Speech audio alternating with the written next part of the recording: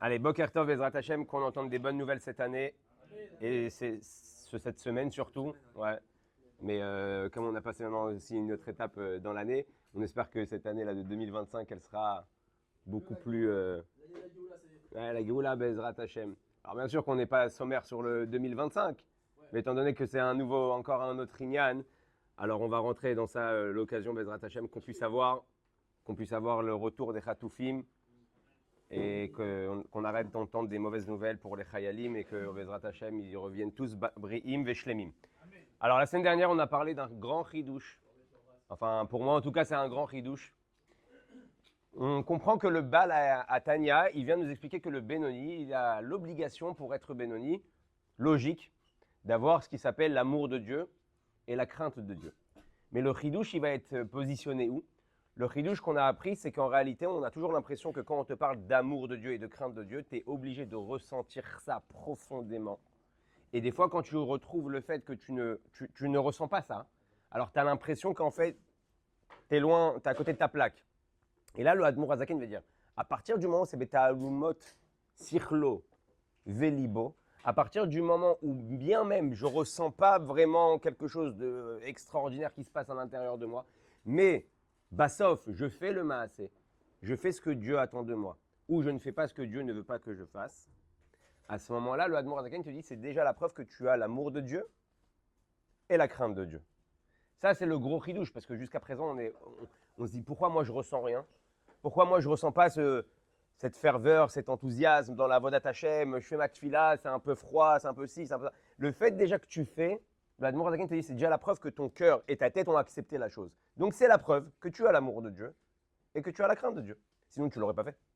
Donc ça, c'est déjà un chidouche extraordinaire pour nous, parce que jusqu'à présent, quand on étudie le Tanya, on voit vraiment que la barre, elle est très haute. Et là, le Admour Azaken commence à rentrer dans les pratimes, dans les détails, et te dit, effectivement, c'est possible que ta Neshama, elle n'a pas la capacité facilement de ressentir certaines choses. Il y a des gens, Baruch Hashem, ils sont nés sous une belle étoile, ils sont nés, leur Neshama, elle a eu un processus qui est passé par des mondes spirituels qui sont très hauts. Donc pour elle, c'est très facile. En 2 secondes, elle pense à Dieu. En 2 secondes, déjà, elle pleure. En 2 secondes, elle peut ressentir quelque chose de très puissant et profond à l'intérieur d'elle. Et nous, comme on avait dit, on s'appelle le talon de Mashiach. Le talon de Mashiach, la particularité, c'est que le talon, il ne ressent pas grand-chose. C'est notre génération. D'accord? C'est plus difficile de ressentir des choses que de continuer dans notre. Aujourd'hui, on est devenu un peu tous robots, ouais. C'est ça que Elon Musk qui veut faire des robots dans le monde, il n'a pas besoin d'en faire. On est tous devenus comme ça des robots. Maintenant, la Nekuda, elle est quoi? La Nekuda, maintenant qu'on comprend ça, on comprend qu'on peut continuer à travailler. Vous savez, derrière Hagav, l'importance, on a parlé aussi que le Zohar, il va nous donner un machal de la Avodat Hashem. Il va appeler ça, c'est comme un oiseau. Le gouffre, donc la Torah, on a dit la Torah et l'étude de la Torah, c'est le corps de l'oiseau. Et les ailes, ça va être l'amour et la crainte. D'accord? Donc si je fais Torah et mitzvot, mais je n'ai pas l'amour et la crainte de Dieu, ma Torah et mes mitzvot, elle ne peut pas s'envoler. Ouais. Ça ne peut pas voler, ça ne peut pas monter vers le haut, donc ça reste ici-bas. Maintenant, l'Admor Azaken, plus loin, il va nous parler de quelque chose de très intéressant. Il y a des gens, ils étudient la Torah, ils font mitzvot, ils font tout ce qu'on est en train de parler, mais c'est pour leur kavod. D'accord? Il ne manque pas de l'orgueil. Il y a des gens, ils étudient parce que ça leur plaît bien qu'on les appelle rav, qu'on leur donne du kavod, qu'on leur donne du respect. Donc quand ils étudient, quand ils font des choses, ils recherchent derrière ça un mahamad, une position, une situation, ouais, des éloges. El malasot. Pas tout le monde a de l'abnégation totale, comme Moshe Rabbeinu. Et le grand piège dans ça, c'est que quand tu commences à monter dans le spirituel, tu commences automatiquement à recevoir plus de kavod, c'est écrit dans la Torah.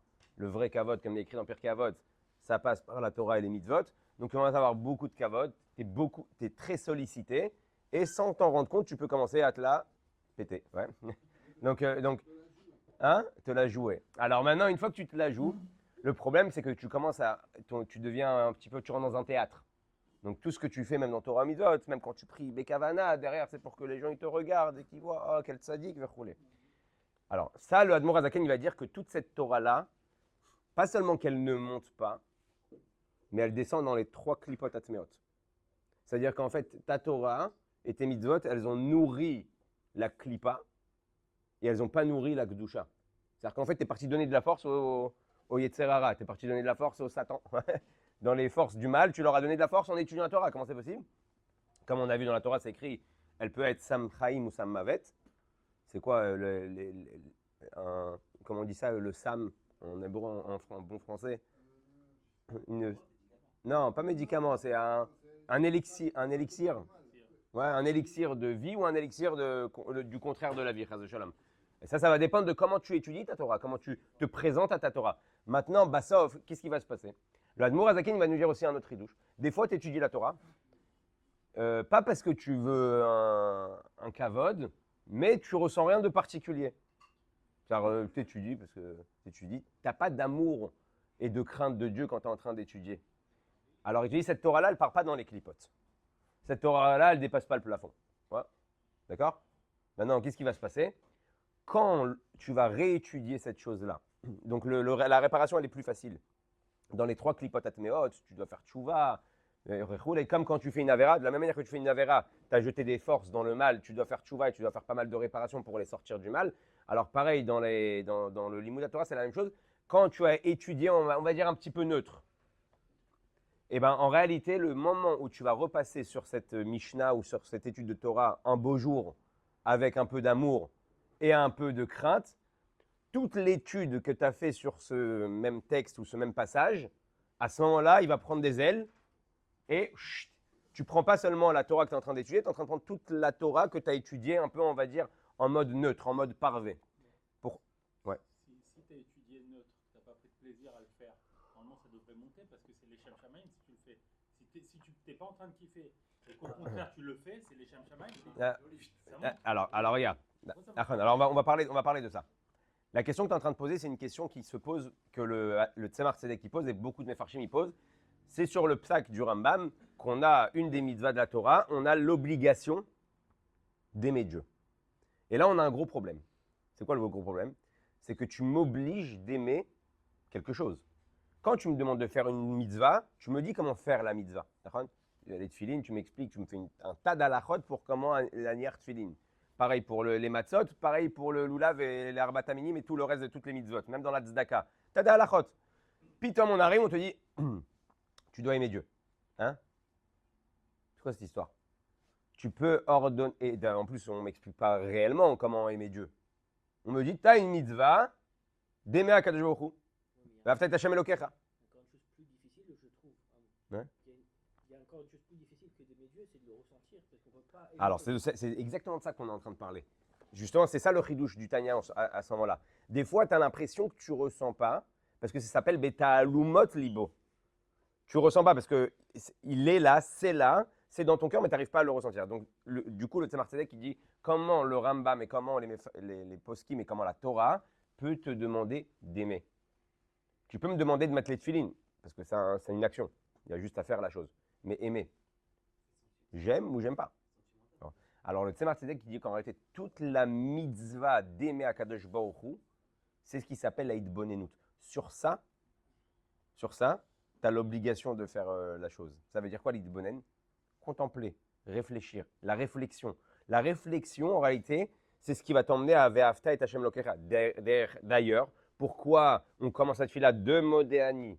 On passe par les Ktoret, par les Psouké des Imra, ensuite on passe par les Birkot Kiryat Shema, ensuite on arrive à Shema Israël, Hashem Elokeinu, Hashem Echad, et après seulement tout ça, on te dit Ve'afta.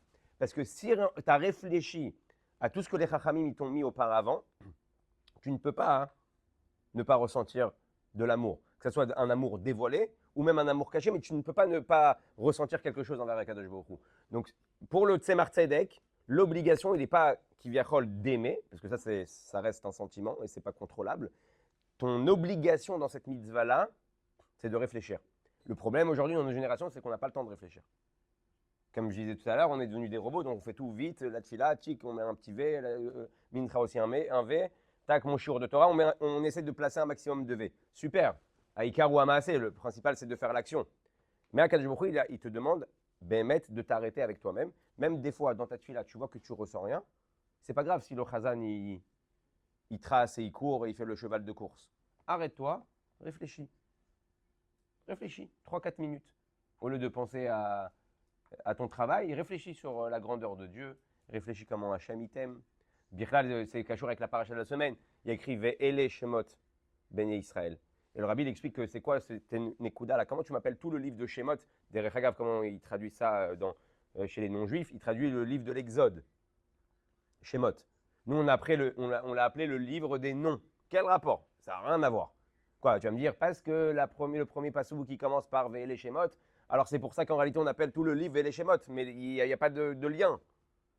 Ça n'a rien à voir. Dedans, on va voir Matan Torah. Dedans, on va voir la sortie d'Égypte. Dedans, on va voir les Esser Makot avec Paro. Dedans, on va voir la naissance de Moshe Rabbeinu. On va voir Myriam, Aaron. Tout ce livre-là, sauf il s'appelle Shemot, les noms. Ouais, mais et Bichal, c'est même pas sur eux, c'est sur les noms des 12 tribus. Juste parce qu'au début, tu m'as dit, rappelle-toi que ceux qui sont descendus en Égypte, c'était Reuven, Shimon, Lévi, Yehuda, Issachar, Zebulun ou Binyamin.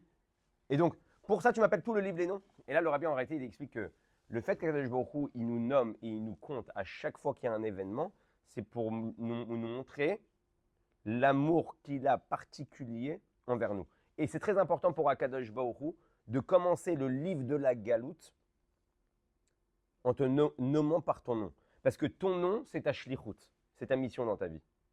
Pas shoot. Le nom que tu as reçu, elle est là-bas, ta shlichut. Maintenant, plus que ça, à part le fait que c'est ta shlichut, quand tu appelles quelqu'un par son nom, le rabbi là-bas, il donne 2 exemples qui est extraordinaire. Là-bas, il ramène que quand tu donnes un cadeau à quelqu'un, l'affection, enfin, le dévoilement de l'amour que tu vas donner à la personne, elle est très limitée. Et la preuve en est, c'est que si tu offres à quelqu'un un cadeau qui ne lui plaît pas, eh ben, il n'est pas content. Ron, si tu offres à ta femme le parfum qu'elle déteste, pour elle, à ce moment-là, ce n'est pas une preuve d'amour, ouais. C'est une preuve que tu veux t'embrouiller. D'accord? Il y a des gens qui font des erreurs comme ça. Une fois, il y a quelqu'un qui m'a dit oh, je te dis pas, je te raconte pas, catastrophe, qu'est-ce qui se passe? Écoute, je suis parti faire plaisir à ma femme. Je suis parti là-bas, à Super Farm. La vendeuse, elle m'a embrouillé grave. À la fin, elle m'a fait acheter le même parfum que ma mère. Ma mère, elle met ce parfum-là. Et donc, je suis venu à la maison, moi, tout amime, tout content. J'ai dit, chérie, voilà, je t'ai acheté un parfum pour ton anniversaire. Elle ouvre le parfum et elle vend le parfum de la belle-mère. Ouais. Ouais, tu te fous de moi.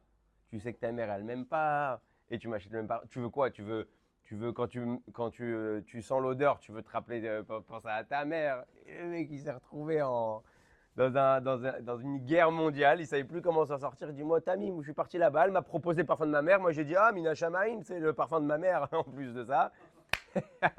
Et il s'est fait dégommer. Donc, en réalité, on voit que quand tu offres un cadeau à quelqu'un, la révélation, le dévoilement de l'amour qu'il y a dans ce cadeau-là, il est très limité par rapport à la personne d'en face. Par exemple, si tu offres à un enfant, à Hanouka, un bracelet de diamant, même si tu l'as payé 20 000 euros, tu lui offres une boîte, il a 7-8 ans, il ouvre la boîte, il voit un bracelet de diamant,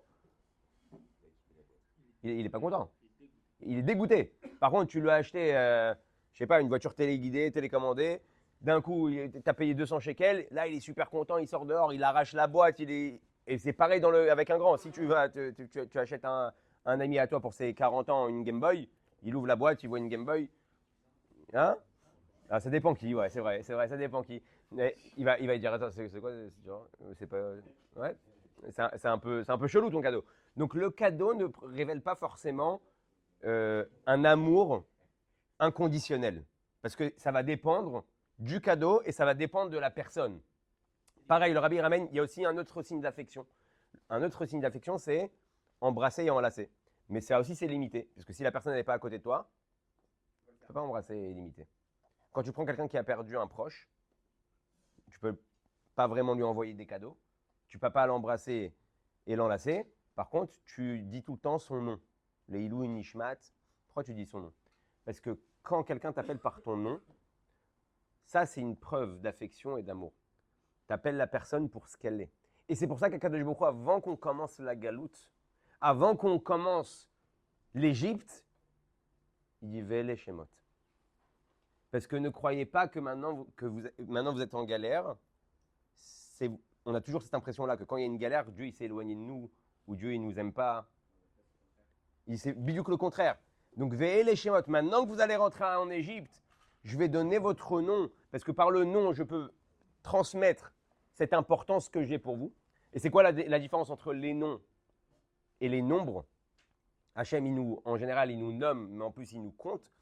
Quand il nous compte, c'est très puissant. C'est tel que le Ham Israël, il est entièrement réuni devant Dieu, du petit au grand. Quand Hachem, il dit 600 000 personnes, dans ces 600 000, il peut avoir la personne la plus Amaharetz, la plus basse du Ham Israël, et dedans, il y a aussi Moshe Rabbeinu. Ouais. Et à ce moment-là, Kivyachol, on est tous égaux. Quand Hachem, il dit Am Israël, Béné Israël, 600 000 Nefashot, 600 000 Neshamot. À ce moment-là, il n'y a pas de différence, ce n'est pas individuel. Quand on commence à donner des noms, ça devient individuel. Akadosh Baruch Hu, il te dit non seulement je vous aime en tant que klal, mais je vous aime aussi en tant que prat, en tant qu'individuel. C'est-à-dire que Am Israël, on a toujours l'impression que Hachem il nous aime en tant que Am Israël. Hachem il te dit pas seulement, je vous aime aussi en tant que particulier. Chacun, et le Baal Shem Tov il rajoute, comme le fils unique d'une personne.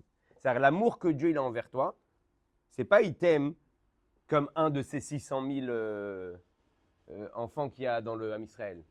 Hachem il t'aime, et ça on n'arrive pas à le faire nous parce qu'on n'a pas cette capacité de joindre le limité et l'illimité ou les contradictions.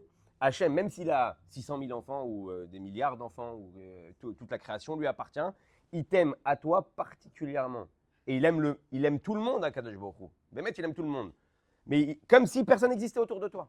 Quand tu as ce sentiment-là, quand tu réfléchis à tout ce qu'on est en train de dire, pourquoi j'ai rajouté ça dans le shiur, quand tu as cette petite bonne cette réflexion, quand justement tu rentres dans la galère, quand justement des fois tu te sens loin d'Akadosh Baruch Hu, quand justement des fois tu es tombé dans une avéra et que tu as l'impression qu'Akadosh Baruch Hu peut-être il te voit moins ou il te regarde moins ou tu vas devoir maintenant te débrouiller tout seul, c'est complètement faux. Hachem il te dit je t'aime comme mon fils unique. Et quand tu réfléchis à ça, tu ne peux pas ne pas ressentir de l'amour envers Dieu. Et ça c'est ce que le Admor Zaken nous demande. Alors, des fois, tu vas réussir à ressentir ça comme une flamme à l'intérieur de ton cœur. Des fois, tu ne vas pas ressentir cette chose-là. Mais c'est ça donc, le commandement que tu vas recevoir de Ve'afta et Hashem Elokecha. Et c'est ça qu'il nous demande comme travail tous les jours. C'est ça ce qui s'appelle les chovot alevavot, les devoirs du cœur. On n'a pas que des mitzvot qui sont extérieurs à nous. On a des mitzvot qui sont aussi à l'intérieur, comme le bitachon, la imuna, l'amour, la crainte de Dieu. Vous savez, derrière Hagav, il y avait une fois le Baal Shem Tov, il est rentré dans une synagogue. Et il arrive dans la synagogue. Et il va pour rentrer, hop, il s'arrête. Et les gens, ils disaient, Gvod Baal Shem Tov, rentre. Il dit, non, désolé, je ne peux pas, il n'y a pas de place. Il n'y a pas de place. Alors les gens, ils disent, bétard qu'il y a de la place. Bien sûr, il y a de la place. Venez, où voulez vous asseoir, on vous trouve une place. Et le Baal Shem Tov, il dit comme ça. Non, vous n'avez pas compris, c'est pas qu'il n'y a pas de place. C'est un endroit où vous priez énormément, vous priez beaucoup. Mais comme vos filotes n'ont pas d'amour et de crainte de Dieu, elles n'ont pas déplacé le plafond. Elles sont restées dans la synagogue. Donc, le Baal Shem Tov, je ne sais pas ce qu'il voit, nous on ne peut pas voir ça. Il dit, je ne peux pas rentrer, il n'y a pas de place. L'endroit, il est saturé. Et les gens, ils ont été choqués. Il a voulu leur dire qu'en fait, des fois, tu peux être dans un endroit où il y a beaucoup de Torah, il y a beaucoup de limoud, il y a beaucoup de tfilotes, mais si dedans, tu ne t'investis pas, avoir un peu de réflexion, et ça, c'est très, très important. Il ne faut pas qu'on devienne des robots dans notre avodat Hashem. Si tu vois que tu ne le sens pas, tu vois que ça ne matche pas, arrête-toi, prends un livre de Chassidut, prends un livre, ce que tu veux, ce qui te parle dans ton cœur, prends un livre d'Emouna, lis, étudie quelques minutes, et hop, commence ta tefila. Et si tu as les boules de ne pas être dans le ketsev, dans le rythme avec le chazan, alors viens 5 minutes plus tôt à la tefila. Alors viens 10 minutes plus tôt à la tefila. Toute la nekuda de pourquoi il écrit Chassidim, Rishonim, Ayu Yoshoim. Les premiers Chassidim, ils venaient s'asseoir 1 heure avant de prier. Parce que quand tu viens avec ta sacoche et vite. Oh, ils sont déjà au Ktoret, vite. Ils sont déjà à Odou, vite. Ils sont déjà à Ishtabar. En réalité, tu es tout le temps dans un matzav, tu sautes dans le train pour pouvoir rattraper un petit peu. Mais tu oublies en réalité tout le principe de la tefila. Le but de la tefila, c'est de réveiller quelque chose envers Dieu. Et là, c'est ce qu'il nous demande l'Admor Zaken. Sache t'arrêter. Sache avoir un peu de da'at, réfléchir. Réfléchis à ce qui te plaît par rapport à des choses de ta vie, des histoires que tu as eues dans ta vie avec Akadosh Baruch Hu. Ça va réveiller quelque chose, un petit chouaï dans ton cœur. Ça y commence. Là, c'est bon. Là, tu peux y aller. Et là, donc là, le Admor Zaken va nous expliquer qu'il y a deux en fait, dans les Olamot, on va avoir le Olam Abria et on va avoir aussi le Olam Yetzira et Olam Asiya, d'accord? Le Olam Abria, ça s'appelle le Olam de Chochma Bina Da'at et le Olam de Yetzira, ça s'appelle les Midot, d'accord? Maintenant, c'est quoi la différence entre les deux? Il y a le Gan Eden Elyon qui est dans le Olam Abria et le Gan Eden Tarton qui est dans le Olam Yetzira. Quelqu'un qui s'est efforcé par la compréhension donc la Hitbonenut, de réfléchir à la grandeur de Dieu dans sa vie et qu'il a réussi à réveiller des sentiments grâce à son intellect, le salaire qu'il reçoit là-haut, c'est d'aller au Gan Eden Elyon. Si dans ta vie, tu t'es juste contenté de travailler avec l'amour et la crainte de Dieu naturelle qu'on a reçue en héritage par nos avot, tu es dans le monde des sentiments, tu es dans le Lama Yitzira, tu reçois en salaire. C'est-à-dire, si tu t'es pas trop tapé à réfléchir sur la grandeur de Dieu, tu arrives au Gan Eden Tarton, ce qui s'appelle le Lama Yitzira. Et si tu t'es tapé avec ton intellect, tu arrives au Gan Eden Elyon. C'est pour ça que ça s'appelle Chabad, c'est pour ça que le Admor Zaken, il met vraiment l'accent et le dagesh sur cet avodat Hashem-là, le fait de réfléchir. Ça, c'est très important. Et tant qu'on ne réfléchit pas à notre situation spirituelle et on n'arrive pas à faire un nitouk, une séparation avec notre vie gashmite matérielle, alors, comme on a dit depuis le début, on devient vite des robots, vite ça devient une routine, vite je ne ressens plus rien. Tant que tu fais, tant mieux, ouais, c'est au Hachem, c'est mieux que rien, mais tu n'es pas encore arrivé à ce qu'on attend de toi en réalité.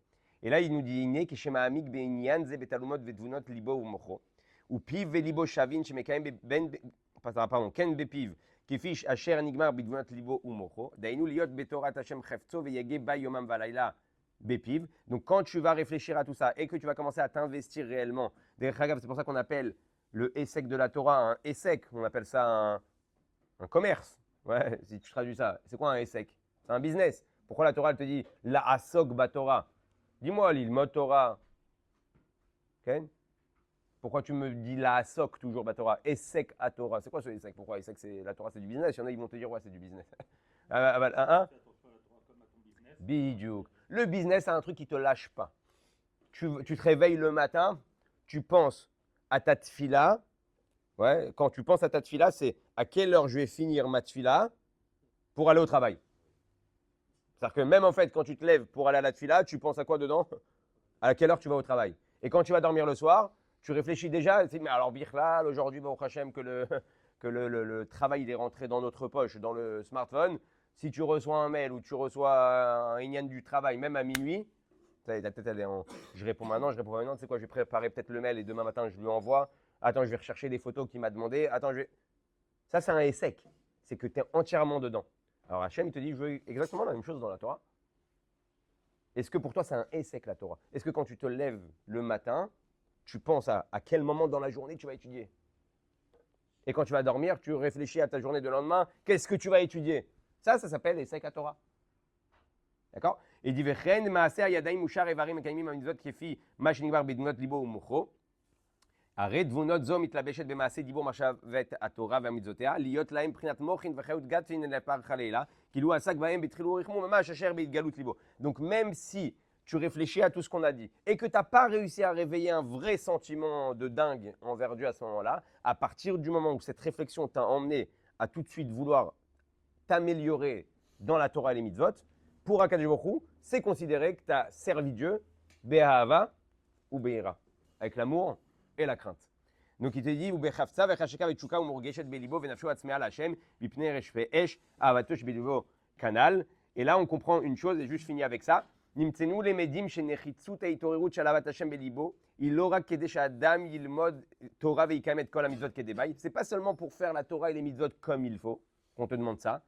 Pourquoi? Et là eitorerut ahava belev nechutza gam letochen veichut haTorah va'mitzvot ki rak al yedei ahavat Hashem yesh la Torah mitzvot neshama vechayut. C'est pas seulement pour que tu accomplisses ces mitzvot, c'est pour que ta neshama, comme dans un corps, pour que ton corps soit vivant. En réalité, tu as besoin d'une neshama. Quand la neshama part, hop, le corps il devient inerte.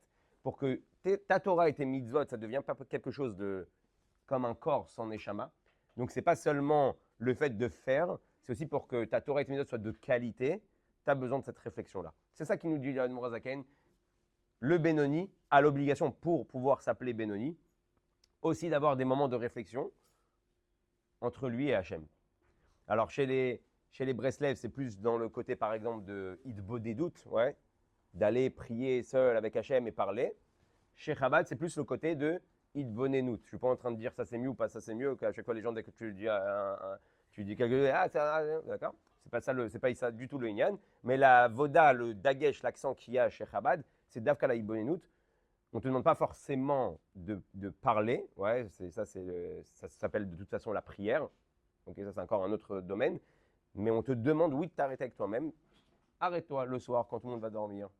Ou quand tu es tout seul dans ta voiture. Et pense à Dieu. Le fait de penser à Hachem, c'est ce qui va réveiller chez toi des sentiments. Ces sentiments-là vont te permettre de faire voler et de faire monter toute ta Torah et tes mitzvot. Voilà pour aujourd'hui, Bezrat Hachem. On continuera, si Dieu veut, la semaine prochaine. Ouais.